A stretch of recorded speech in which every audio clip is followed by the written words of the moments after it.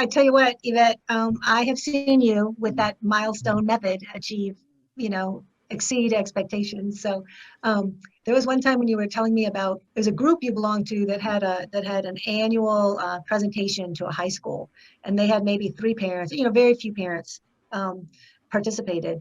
But after, you know, you started, you were like, okay, my goal is to have 100 parents. So here's what I'm going to do. I'm going to do this, and if that doesn't work, I'm going to do that. And you know, you went from the low tech to the high tech, and but the basic thing is you just didn't stop and you tracked how you were, you know, how you were doing.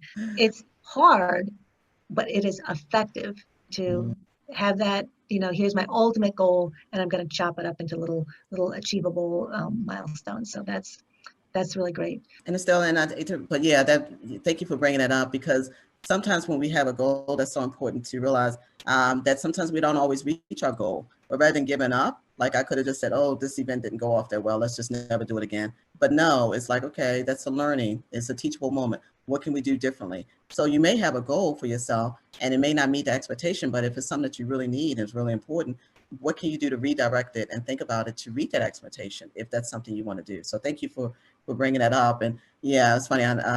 When we did that, it was about finding money for college, and we did it at high school, and we had volunteers from my women's group to show up. We had more volunteers than we had parents show up.